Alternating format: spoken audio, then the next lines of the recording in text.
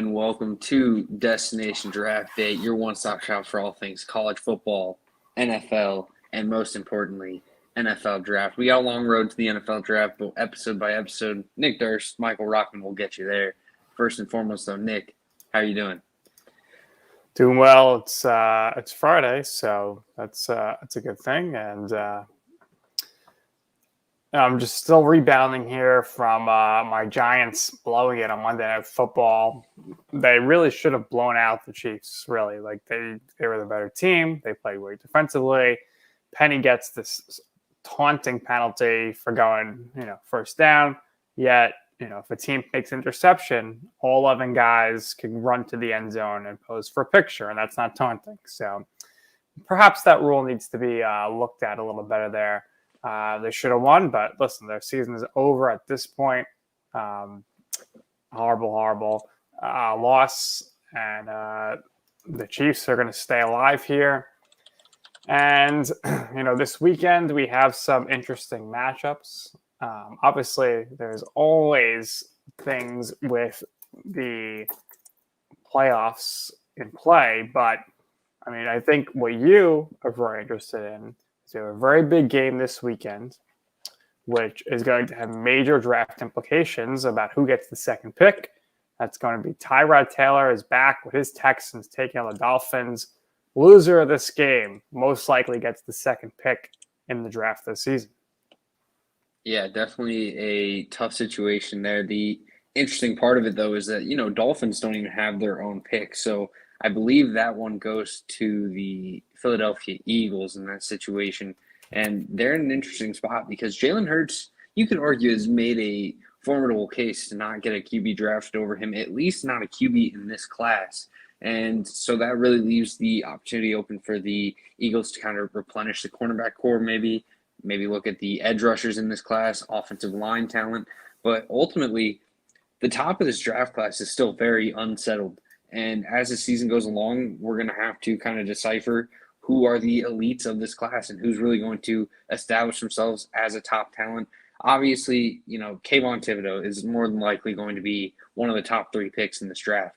But outside of him, there's arguments to be made for a lot of players, but there hasn't really been a cemented guy for those top 5, top 10 picks. And these last, few weeks and then the overall offseason of drills are going to be huge in determining that.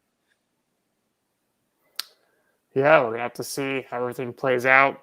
And, a lot is going to come down to Combine this year, which we expect to finally be back. And I think, especially when it comes to the quarterback class, Combine is going to be very important this season, I would think.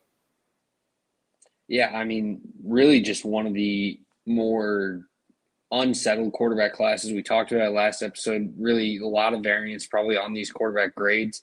And I think that it's really going to show in the overall, consensus draft rankings of quarterbacks compared to the draft order that happens on draft day, because a lot of the QB selected are going to be more just what teams are specifically looking for from their quarterback rather than, kind of a consensus scale where you're really grading everyone on this same kind of platform of what type of QB you're looking for.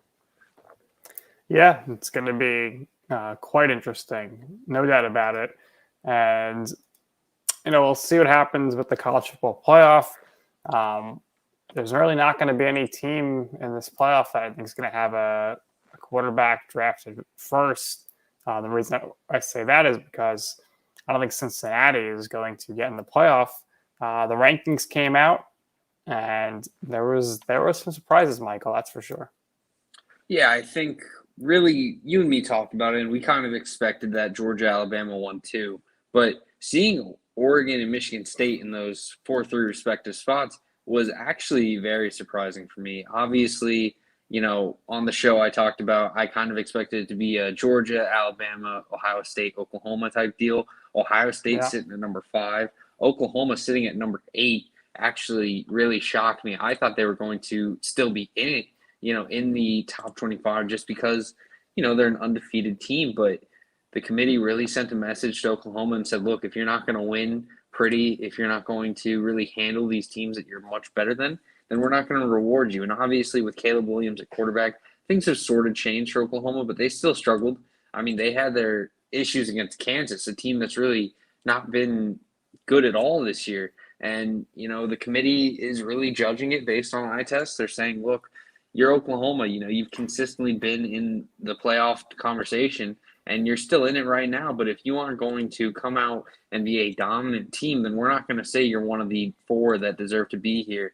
If they go undefeated, I would expect them to be in, but Oklahoma, Wake Forest, and 8 and 9 still have a lot left to prove, despite being undefeated, if they want to make it up to that playoff conversation.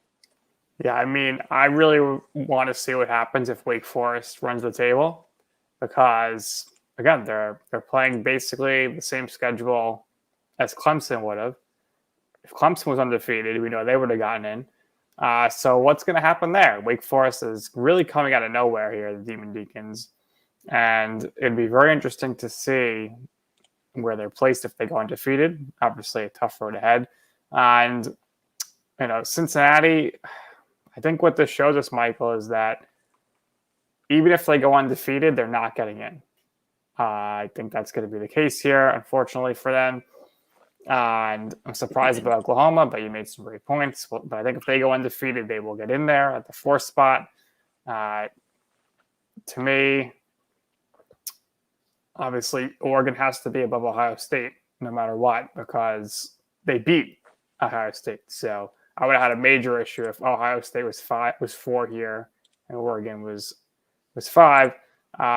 We could be maybe looking at a scenario, though, if Michigan State loses one game and Ohio State is the one who beats them, that maybe Michigan State and Ohio State both get in. It might be a tough scenario there, but I think that could be a possibility, because maybe the committee is going to reward the Big Ten more so than the Big 12 or the ACC or a Power 5 school like Cincinnati. So I think if Oklahoma loses and Michigan State has a one-loss team and Ohio State wins out, then maybe we got a shot to see a strictly Big Ten SEC college football playoff. Yeah, I think in that scenario, unless Oregon were to lose a game, then we'd probably see Oregon at 3, Ohio State at 4. But really, this is going to be an interesting finish. Oregon has had their issues. Last year, they were looking at potentially being a playoff team, and they lost in that conference championship, and it really hurt their chances, kind of sent them down in the polls. They need to overcome that again. The rest of their season schedule isn't too bad. Washington's going to be tough. Utah's actually played really well considering what they've been doing recently with Cameron Rising at quarterback. But there's still a lot left to prove for Oregon, both in those 2 games and in the playoff, to really get here and cement themselves. Obviously, Michigan, Ohio State, whoever loses that game, I'm going to assume is going to be out of that picture if there is another team that kind of gets in there. And then, we've talked about it, but that chaos potential of if Ohio State beats Michigan State and then Michigan beats Ohio State, then really the Big Ten could potentially screw themselves out of it. Right. Because it's tough to kind of choose one of these teams if all 3 are sitting at 11-1 and really just have themselves in a situation where, most likely it would come down to who wins that conference and hopefully wins that conference championship. But there's still a lot of questions up in the air. Wake Forest, Oklahoma, probably 2 teams that could pass Cincinnati if they do finish out the season with wins. But Wake Forest has it tough for these last few games. You look at North Carolina next week, who maybe has been disappointing this season, but could still very easily turn it on at any moment. North Carolina State the week after that. Clemson after that, who again, disappointing, but could turn it on at any moment. And then Boston College to finish. That's not an easy 4-game slate, but Wake Forest is undefeated for a reason. They still have very strong chance of being able to accomplish that, but there's going to be a lot of pressure in that run. Oklahoma, on the other hand, has Baylor, Iowa State, and Oklahoma State, 3 very good teams, the 3 teams that are actually right behind them in the Big 12 standings. So, yes, Oklahoma has seemed to turn it around a little bit, but these are going to be some very tough end-of-season schedules that could either make or break their seasons. I believe that the last 7 initial college football playoff rankings, the number 1 seed has not won the national championship. So it could be a bad omen there for Georgia. I think, unfortunately, if things play out the way they are right now, I would have Alabama be the favorite in this college football playoff. Yeah, I think I'd also have Alabama. That's also going to be an interesting situation, though, is we're probably going to see Alabama versus Georgia before we get Right? to playoffs because of that SEC championship. And, if Alabama loses that game, are they going to get in at 11 and No, 2, or are can't. they going to be sitting on the outside? It's really going to come down to the committee kind of making that decision.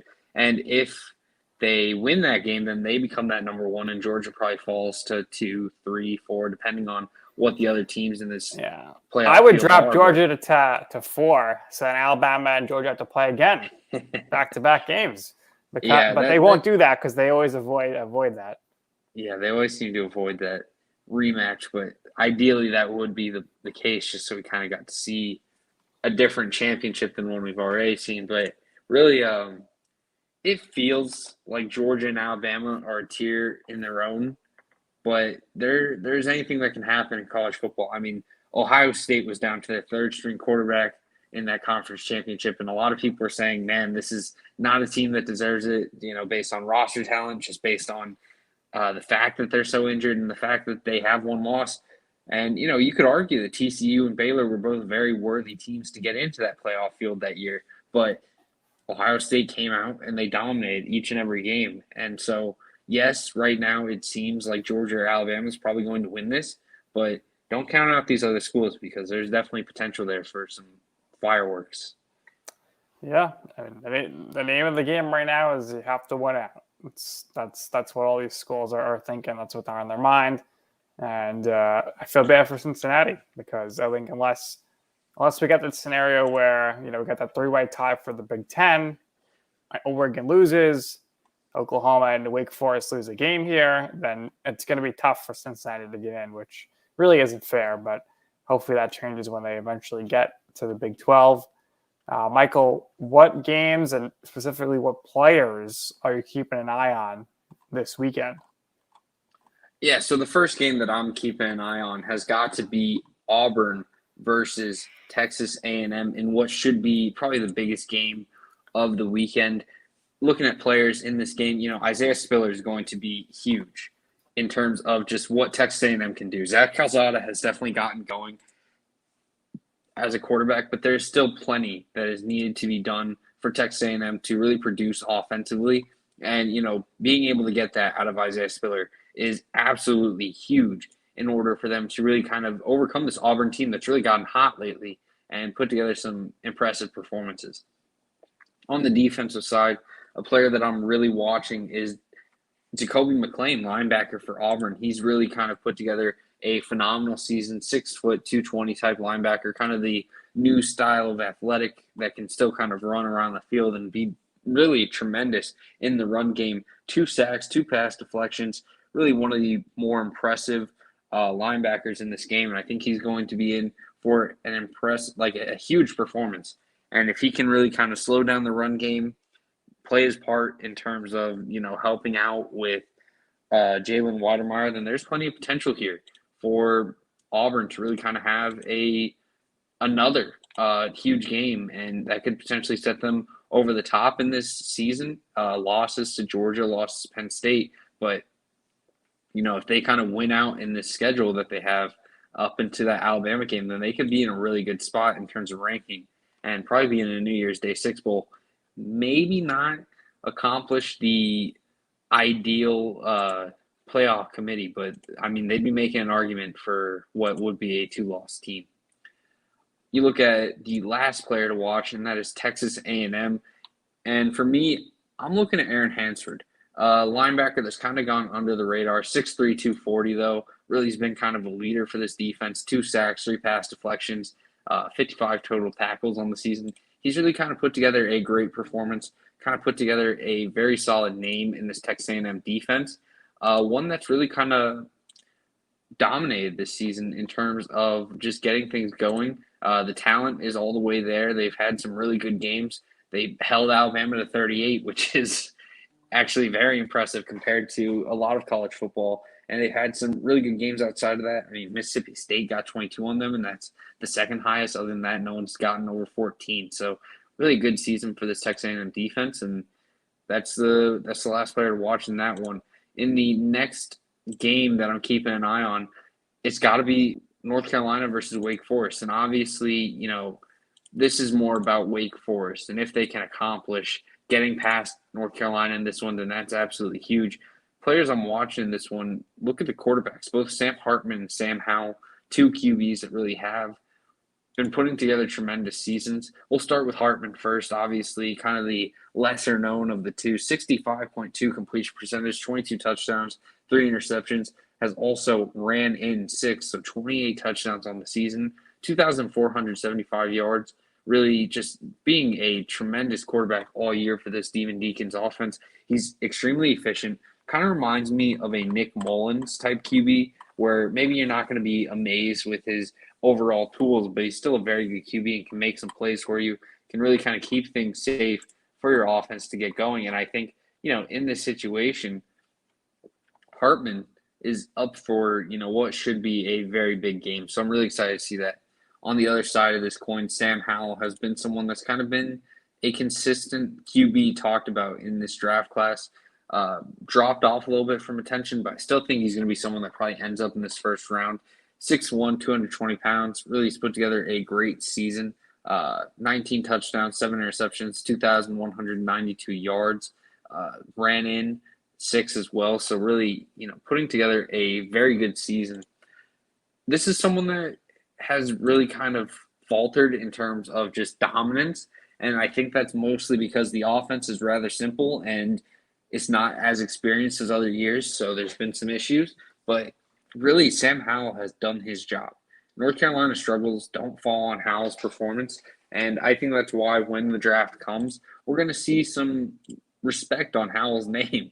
And we're going to see a lot of attention really go to the fact that he's been an efficient QB. The real question mark, though, is he going to be able to kind of overcome that simple offense and go to an NFL offense that's going to kind of complicate it? And a lot of that will come down to coaching staff if they're able to really work in his strengths into play calling. But if they're able to, Sam Howell's going to be a very good quarterback at the next level, and he's someone that I still view highly in regards to what they've been able to accomplish this season. The last player to watch in this game is Luke Masterson, 6'2", 230 pound, safety linebacker type hybrid, really been playing all over the field, kind of in the box type guy, though. 2.5 sacks, 44 overall tackles, a forced fumble on the year. The NFL is heading towards these types of guys, these hybrid defensive backs that can drop down into the box. And Masterson really fills that mold. Really someone that's been huge for this Wake Forest defense. There's a lot to like about his game. And I think really with the season he's put together, we're going to be hearing this guy probably on day 3, maybe late day 2. But we're going to be hearing him once he does end up deciding to go to the pros. He's a senior right now, but I'm not sure if he still has one more year with all the classifications being a little wonky. But keep an eye on Masterson because he's going to be someone that I think gets more attention come draft time than he's getting right now. And for the last game of the season, of the weekend, to keep an eye on, how about Liberty versus Ole Miss in the quarterback bowl? And this is, also Hugh Freeze revenge game. But, this is going to be a game where so many NFL teams are showing up because this is Matt Corral versus Malik Willis, currently probably the consensus QB1 and QB2 among draft media. This is going to be a tremendous game for just the overall entertainment factor. If you're looking to have a team, if you're a Lions fan, if you're an Eagles fan, if you're any fan of a team that could really be looking for a quarterback, Texans, Broncos, Washington football team, Steelers, watch this game because, you can kind of get an idea of both quarterbacks. You don't really have to ever take a break from the game because both QBs are going to be really legitimate prospects. And that's really the focus of this one. Matt Corral, 15 touchdowns in the air with 2 interceptions, 10 on the ground, 25 in total, 2,203 passing yards, 66.1 completion percentage. Really just had a great season so far. And then on the other side of that coin, Malik Willis has put together a tremendous season as well. 1,986 passing yards with 21 touchdowns and 6 interceptions. He's also put together some running stats that have really kind of added to that. He has 684 yards on the ground and 9 touchdowns. Really a tremendous runner. While Malik Willis and Matt Corral have their differences, they are still probably the two guys that are viewed at the top. So keep an eye on this game if your team needs a quarterback or if you just want to watch the quarterbacks in this class, because there's plenty to watch in this game. Very well said. Lots going on this weekend, that's for sure, at the college level. Now to the NFL. Last night, Thursday Night Football, everyone thought it would be an exciting game. Mike White right away comes down the field, gets his touchdown, and he's unfortunately injured. And that could be it for him. That could be the end of his run as a starting quarterback in the NFL. Josh Johnson comes in and plays incredible. 3 touchdowns and over 300 yards off the bench. But the Colts offense, I mean, they look like they're great right now. I think Carson Wentz has over 150 QB rating or something along those lines over the last 4 weeks. And Jonathan Taylor is going to lead the league in rushing. So the Colts look like maybe they have made a positive turn of it here as of late offensively. Yeah, they've really capitalized on beating the teams that you're supposed to beat, and it's kind of resulted in a very good turnaround in this season. They probably win again next week against the Jaguars, be 5-5, and they'll be back at 500. Obviously, it gets a little tougher from there with the Bills and Bucks, but I mean, this is a team that really has a lot of good pieces, and it's now just about can they kind of overtake those games that are needed. I think they beat the Jaguars 5-5, lose to the Bucks and Bills 5-7, beat Texans. We'll say beat Patriots, so 7-7, lose to the Cardinals. Then it's those last 2 games that really kind of make the season. Can you beat the Raiders and Jaguars to go 9-8, or are you going to be missing out on playoffs? And that's still not necessarily guaranteed because the Colts could choke any game. I mean, the Patriots have looked good, so they aren't necessarily going to be able to win that game for sure. But if they are able to handle these teams that, have had their struggles, then the Colts could kind of be looking at a good spot and could sneak into that playoff position despite starting the season 1-4. Yeah, it's going to be very interesting to see if they're able to, capitalize and make things happen. Agreed. And then, I just real quick want to talk about Josh Johnson. I feel like I'm calling out the NFL right now because so many times these terrible quarterbacks get praised as like, oh, he's such a great backup. You just got to keep him there. And he just does well. If you lose your QB, this guy can step up. He's perfect. Right. And then they step up and they go like 5 for 11 with 2 interceptions, and they continue to get paid. Josh Johnson has continuously been thrown in terrible situations as a backup quarterback and has done well. Remember when he was on the Washington football team like a few years back and he got them to playoffs, and then they were like, all right, we're back to Smith. And then it's just like this guy has consistently been a good backup and what you want in a QB for someone who's, kind of thrust into that position. And he continues to be this free agent that just barely gets picked up. Respect Josh Johnson. He's one of the best backup quarterbacks in the league. And, he doesn't get that credit. I don't get it. He's constantly bouncing around. And I think on the broadcast last night, they said Josh Johnson is the guy who has been around the longest with the least amount of playing time. So it's pretty interesting there. That keeps happening, but hey, kudos to him. He was ready to go, and he put on a great performance last night. That's for sure. Let me ask you something. So I don't know how much I buy it, but a lot of people are kind of raising the question. Mike White has looked really good in this offense. Josh Johnson now has looked really good in this offense, but Zach Wilson has had so many weeks where he just looks awful.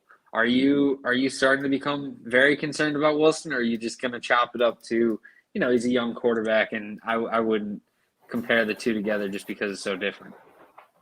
Yeah, I'm not concerned about Wilson. I think he's great. I think this is just LaFleur is finally figuring out, what's working, what's not working. He's getting a better hand on the offense here. Carter's look great, the running back position, and I think something to be said about the last 2 games where LaFleur has gone off the field and seems to have opened things up quite more. I don't think there's any QB controversy like Zach Wilson. And I think once he's ready to come back, they need to play him because the season needs to be all about development on him. Yeah, I think Wilson's going to be fine. He's shown a lot of promise. I know the stats don't necessarily show it, but he's had a lot of plays where he's making these crazy throws, rolling out of the pocket, throwing to his left, and he's making good plays. So, I think as this offense kind of meshes and gets together, builds that chemistry, then we're going to see something. I think also Mike White has this chip on his shoulder where he can kind of go out and do what he wants, and regardless, it's not going to matter too much. And that also motivation of being like, hey, this is probably one of the only chances I'm going to get is huge for a guy. So, I'm not discrediting Mike White or Josh Johnson for what they have been able to accomplish, but I am saying, I don't think it's right to call Zach Wilson a bust yet just because the two of them were able to go out and find success. Absolutely. Couldn't have said it better. And well said. I think they're saying Wilson might be back next week, which is kind of crazy. But I think it's funny that they traded for Joe Flacco, 5th-round pick. He's not even dressing last night. I mean, yeah, I get he's got to learn the offense, but they might have to send him down to New Orleans, like you said last episode. Just get a little bit of the value back and then just let it happen. Yeah, too bad the trade deadline passed now, and they're out of. Oh yeah, true. Forgot about that. And that's the same issue with the Browns. I mean, you all of a sudden you want to get rid of Odell Beckham. Like you should have said that last week because people would have traded for him. I mean, there's no doubt about it. Now he's going to be released. I think the best spot for him would be to sign with the Packers and play with Aaron Rodgers. They had a great shot to win the Super Bowl this year. Can never rule out Tom Brady and the Bucs, but I think Brown, Goodwin, and Evans would not be happy with the addition of Beckham taking away more catches from them. Where else can you potentially see him going? Maybe the Rams, are they going to come in? Maybe the Chargers?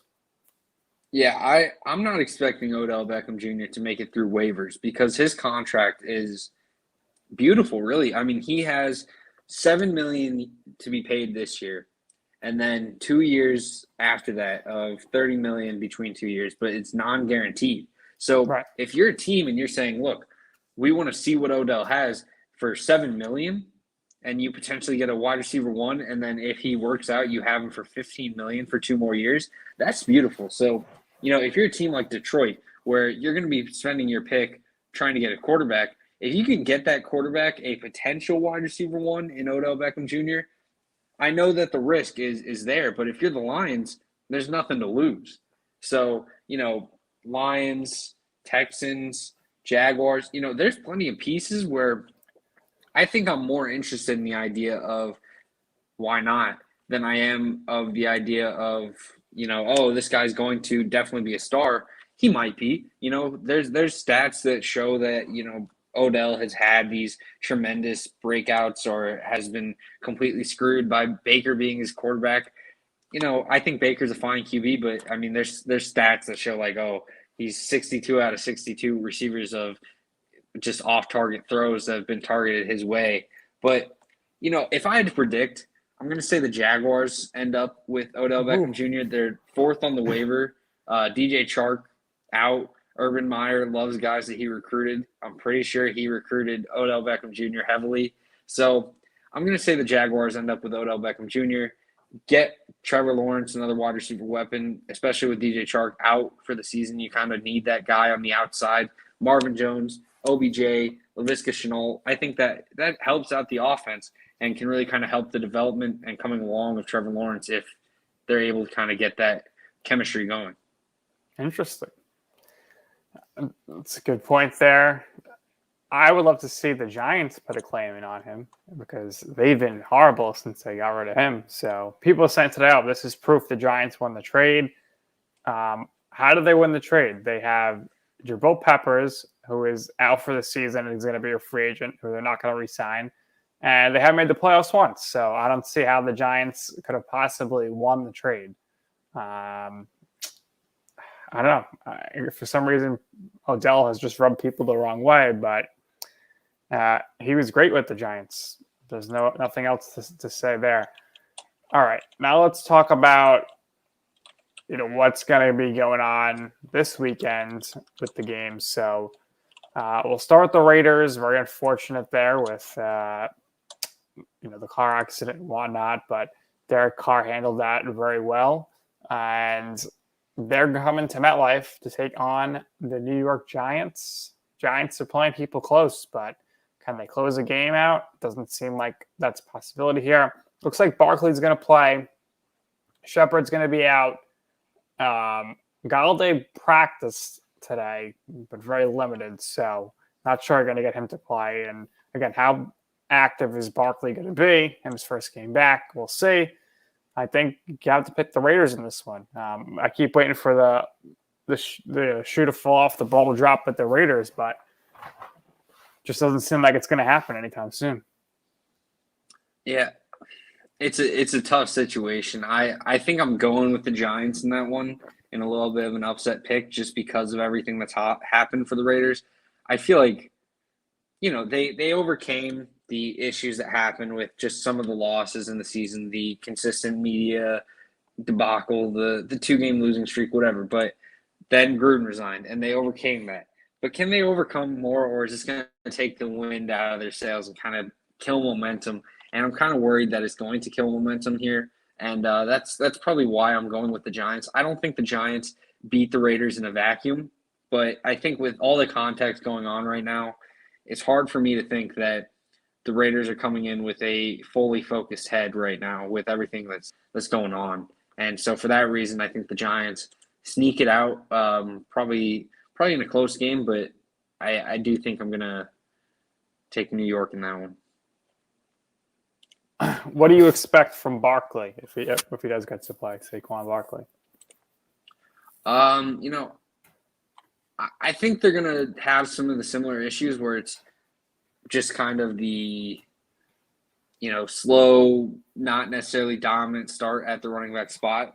Actually, I'm looking at this right now. Apparently, he is back in practice after the false positives, but is still going to miss the game. So he's going to be out for that one. But, it's going to be an interesting one. But I think I'm taking the Giants just because there's so much chaos going on the other side. Interesting. All right, fair enough. There, we'll see what happens. And these games are important for the Giants. I think Judge is coaching for his job at this point. Gettleman's probably going to be out, we would think. Jason Garrett, who's going to hire him as an offensive coordinator again? I don't know. That doesn't seem like the offense is too innovative. There's so many times this season, specifically even in the Chiefs game, where they get down to the red zone and he's calling 3 plays in a row that are horrible. Like you got to go for the touchdown. You can't be settling for the field goal, and you got to call the appropriate plays. Michael, what is one of the best things the Giants do? It's the run pass option with Daniel Jones.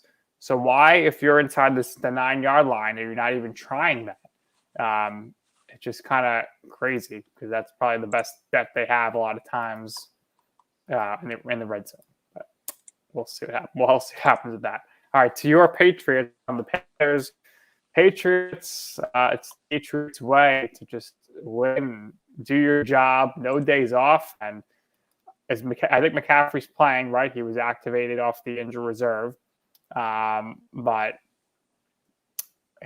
Sam Darnold always sees ghosts against the Patriots, and I think that will continue this weekend. Yeah. So Sam Darnold right now is doubtful with a shoulder injury, and I'm kind of hoping that he plays. Not necessarily do I think that PJ Walker is better than Sam Darnold, or anything like that. It's just I think that Sam Darnold has the film on him to kind of prepare and be ready for him. Whereas if these backup quarterbacks come in, especially one that has the playmaking ability, the mobility, and the, just overall arm strength of PJ Walker, then it's hard to really game plan for a guy that you don't understand fully. And I don't know if PJ Walker would necessarily toast us, but I think the chances of Walker doing it compared to Darnold are a There's lot more higher. unknown So there. Yeah. yeah, so ultimately, I'm hoping Darnold plays in this one. I think he still has a little bit of the ghosts against the Patriots that will come into play. I think he's a little bit more figured out. But this is going to be a good one. I mean, McCaffrey in makes this Panthers team a lot better, and it's going to really kind of become a very big game for both sides. Both sides kind of different stories right now. Panthers started out super hot, now falling off a little bit. Patriots started off super cold, now kind of getting hot. But we'll see who's able to pull this one out. And, getting 5-4, there's still plenty of potential there for you to really take this game if you win it and turn it into a potential playoff visit if you're good enough on the rest of the season. Certainly, that's for sure. A team we know is definitely going to the playoffs is the Buffalo Bills. They'll probably get the 1 seed. They're going to go down to Jacksonville and destroy the Jaguars. Maybe we'll see Odell Beckham Jr. on the sideline, as you put out there. What more can you say? This is going to be a great game for the Josh Allen MVP candidacy. Yeah, apparently the waiver claim teams have until Monday. So we'll get some news on Monday where Odell Beckham Jr. is going to be. Unless he doesn't get claimed, then, maybe it'll be a little bit longer. But definitely going to be an interesting type of situation there. But this game itself, not interesting at all. I think the Bills are going to blow out the Jaguars. Hopefully, Trevor Lawrence puts up some good garbage time stats, and the Jaguars can take that as a positive away from the game. Yeah, but garbage time stats don't necessarily count for Rochman's Rookie of the Week, so better put up some good stats the first 3 quarters. Absolutely. All right. One game I wanted to talk to you about. Oh, sorry. Go ahead. Go ahead. I was going to bring up another game. Go ahead. I was going to say the Bengals-Browns game I think is going to be a huge one for just figuring out that division and potentially those last few AFC playoff spots. Browns obviously losing Odell Beckham Jr. A lot of his locker room came up to his defense. Do you think that there's going to be some distraction here in this game, or do you think this is going to go the Browns' way? The Bengals, they are coming off the worst loss of the season, maybe, all things considered where they were. I don't know. I think the Bengals, they might go in a tailspin here, but I think I'm going to pick the Bengals to win this game. I think the Browns, they were horrible offensively last week. Is there any ruling yet on Mayfield for this Sunday? As far as I know, he's going to be playing, but I haven't heard for sure. Yeah. And I don't know what with Chubb and Hunt, they've been bad. So I don't know, the Bengals. I think the Browns here, with all this controversy, they're not gonna show up this week, and then people are gonna say, "Oh, they need Odell. They're gonna help them offensively." So I think the Bengals are gonna pull this one out, but this could go either way, and the Bengals could end up losing the next 5 games here off that Jets loss. Yeah, I was in a NFL Survivor thing where you pick one team each week and you can't pick them again, and I picked the Bengals. So they've hurt me, in the past, but I think I go Bengals here. I think that chip on the shoulder is going to be big, and I don't think it's necessarily the story of who the Bengals are. They obviously have put together some other big games, blowing out the Ravens, beating the Steelers, beating the Vikings early in the season. So we'll see what happens, but I do think that the Bengals are a better team than what last week showed, and hopefully we'll see a little bit of response after this past loss to a big game this weekend. Absolutely. All right, so now we are going to the Falcons and the Saints. Taysom Hill going to get the start here at QB. I think I like that a lot. Hill was very good last year filling in, and I'm going to take the Saints in this one. Yeah, I'm going with the Saints. I think the rest of the roster is going to be good enough to where it doesn't matter that much. But I don't know. The Saints are in trouble with Taysom Hill at QB. I don't think he's going to really kind of hold down the fort.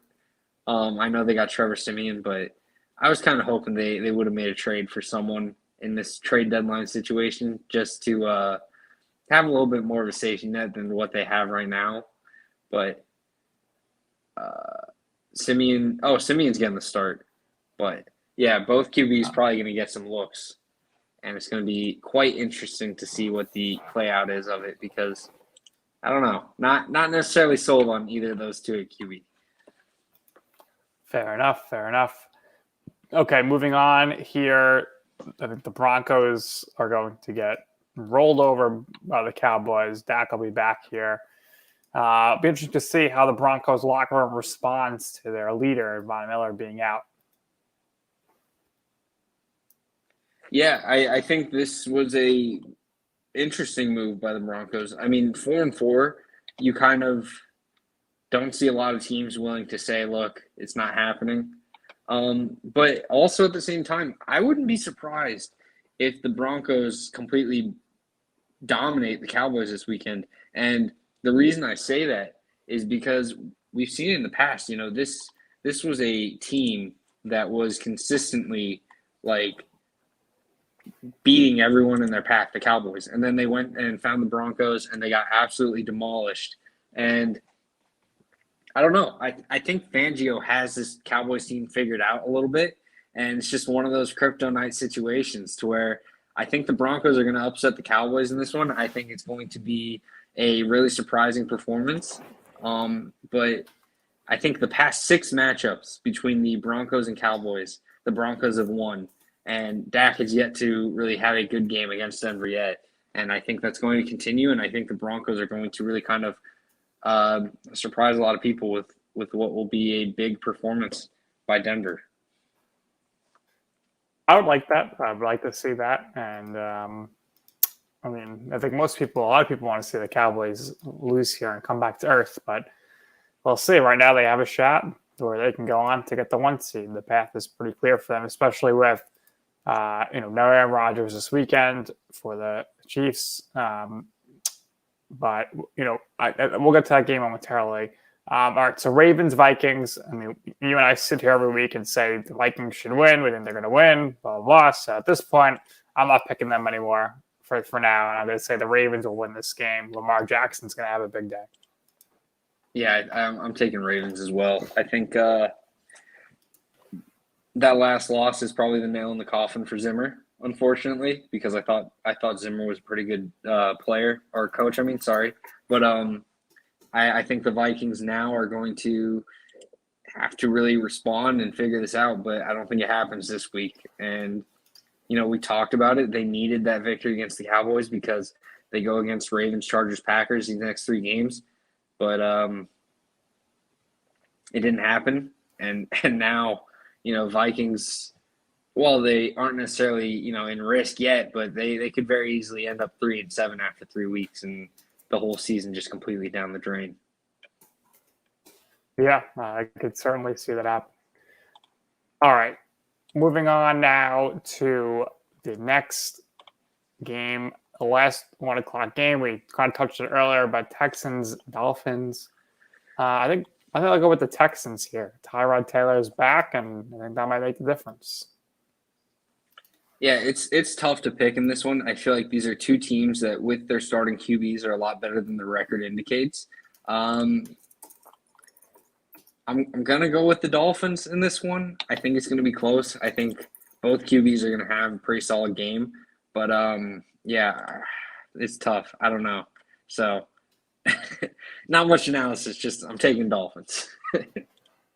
Fair enough there. All right. Dolphins, by the way, your Super Bowl pick. So we'll see if they can turn it around. Yeah, I think that was one of my biggest losses as an NFL analyst. All right. Chargers, Eagles. I don't know. The Chargers are clearly the better team than the Eagles here. But the Chargers are the worst team in rush defense in the league. The Eagles had 5 people run for over 20 yards in their last game. But I'm going to go with Herbert and the Chargers here. They need this win. I know it's tough. They're coming to the East Coast, but We think they're a good team, so they need to show it this weekend. Yeah, I got Chargers as well. I think the Eagles have really put together a solid start of momentum. Blowing out the Lions, I think, is huge for team confidence. But I think Chargers kind of put them back in their spot a little bit and really kind of control this game. I like what the Chargers have. I think they're still a team that could very easily compete for playoffs. And really getting this chance to go against an Eagles team than a Vikings team, I think it's a good kind of turnaround spot for them to kind of get going again. Absolutely. Okay, now I just mentioned a moment ago, the Packers-Chiefs, we're finally going to get to see Jordan Love play. Michael, what can you tell us about Jordan Love? Because we've been highly anticipating, waiting for this guy for 2 years now. Yeah, so the thing about Jordan Love is you're going to want to evaluate what he's doing now compared to what we saw from his as a prospect. So things that you want to watch out for: his ability to read passes, make sure that he's not forcing balls into tight windows that really aren't there for him to make. Forcing the ball downfield, kind of relying on his arm talent. Those were the issues that we kind of saw where he's trying to make plays that just overcomplicate it and result in turnovers. Obviously, against Chiefs defense, it's going to be a little bit easier to get away with those. So we'll see if he kind of gets baited into those or if he's able to make some really good, impressive plays, impressive reads, and show his signs as a next-level quarterback. Now, in terms of strength, that arm talent definitely is packaged with that struggle. It's a pro and con because when it's working, it's going to be phenomenal. He's going to have some excellent zip-on passes, and he's going to put the ball in some really impressive spots. He's very mobile as a quarterback. He moves around well. He has nice stature. I think this is someone that, assuming he's really been taken to the workshop of development, they've really focused on him as the quarterback of the future, then we could very easily see this guy get a huge advantage in terms of development as a QB, kind of getting the chance to sit off to the side, grow his game while he didn't have to really get pressured into much.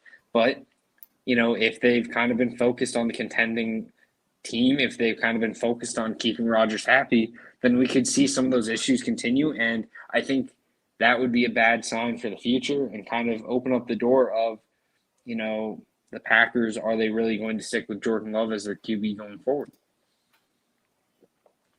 Yeah, we'll see. I mean, I think Love's going to play well. I think there'll be some jitters. And I think the Packers are going to win this game, even without Aaron Rodgers. Just not like anything I'm seeing from the Chiefs at this point. So I'm going to pick the Packers. I think Jordan Love gets his first win, his first game, and Devontae Adams is back as well.